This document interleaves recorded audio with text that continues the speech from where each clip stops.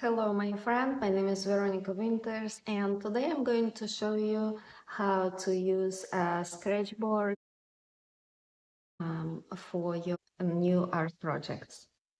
I used to do a lot of Scratchboard of pets, and you'll find a thorough article on my website. These Scratchboards come in different sizes. They can also be purchased in 3 packs. I love the surface it's produced by Ampersand. I'm not an affiliate, it's just I love this. I bought, a similar product on Amazon thinking that I would economize because these are quite expensive now. But the cheap boards just were horrible. The surface is not the same. You cannot produce the same stroke. I don't know if you know a different brand. Leave a comment. Let me know what you've tried. This is the only one that I've been using so far.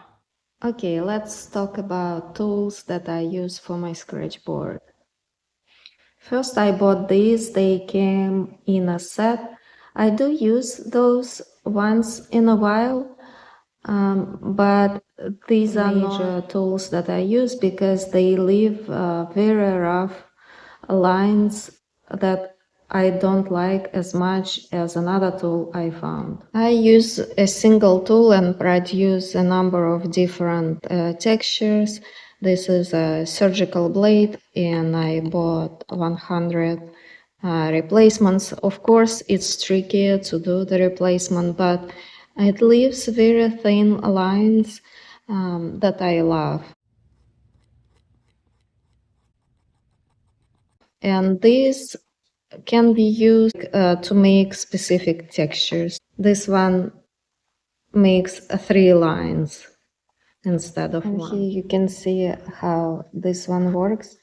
These also came in a set, but I use them quite rarely because they became dull very quickly. It just don't have the same sharpness as my surgical blade. This one could be very useful to produce a unique texture, and you can find it sold separately or in a set.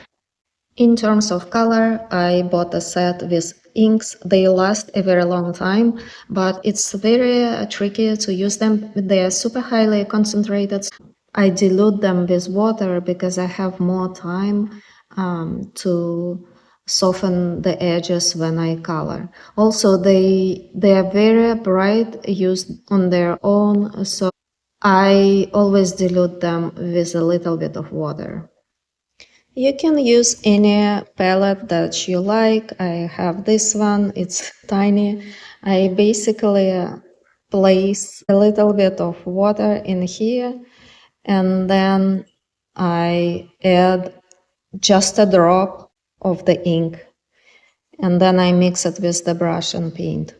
But I found out that these inks also work very well. I also dilute them just a little bit because it gives me a little bit more time to work the edges. Pay attention to your art supplies. They must have light fastness 1 or excellent, otherwise they're going to fade. And these are professional.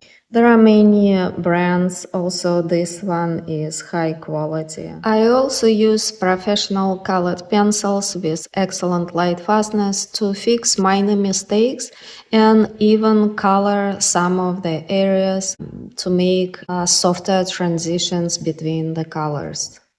While these are excellent inks, it's very difficult to control the color and it is a skill. It's not like it's impossible, but still it takes time to learn how to manage the color.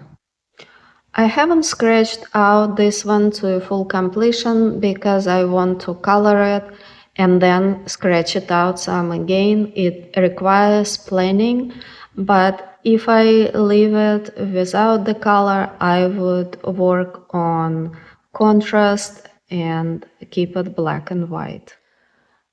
First layer involves scratching out the lightest lights and just marking where I have the darks.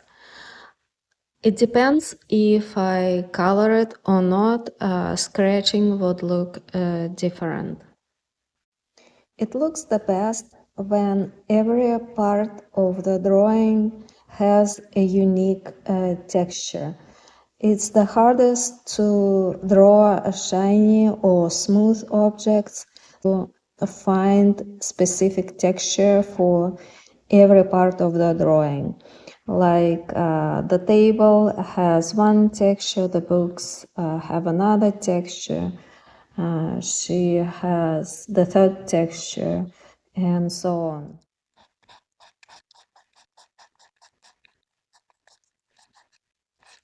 If you need to scratch out larger surface, you can use this tool. It makes a unique texture that you might like.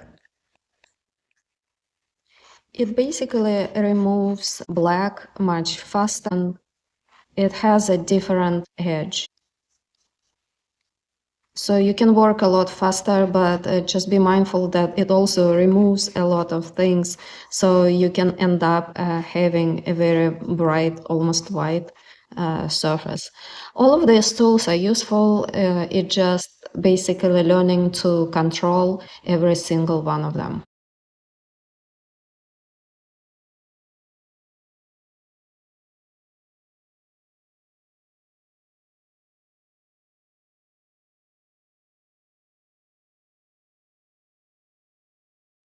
Here you can see how strong the color is, even being diluted with water.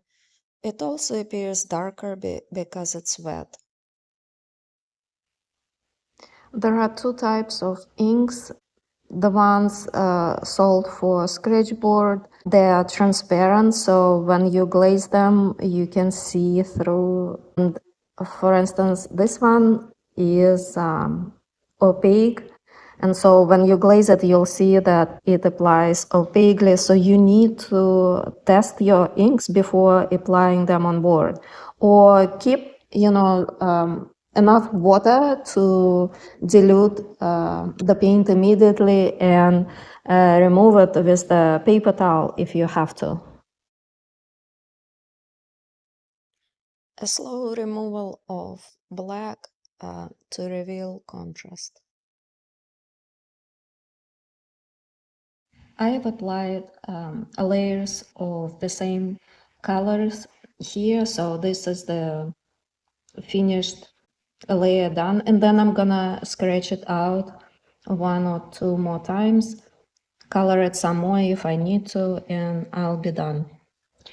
The surface looks uneven, as you can see. Some colors are opaque, others are transparent, but it all gets evened out when I spray it with the, and that's why it's very important to spray it at the end. Besides the overall protection, it's going to even out the surface and make the darks look very rich.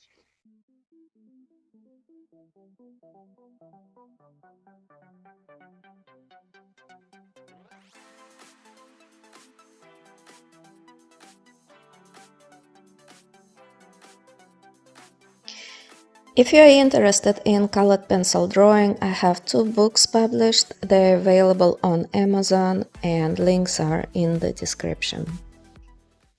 I add final touches using professional colored pencils like polychromas.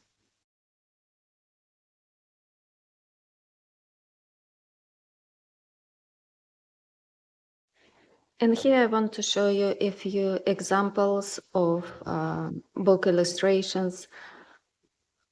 That's how black and white image looks like.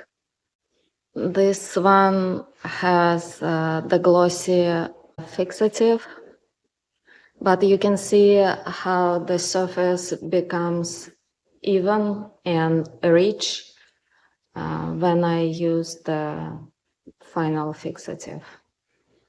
This one seems to have minimal color, but I actually worked a lot on it because I would color and scratch out, color and scratch out.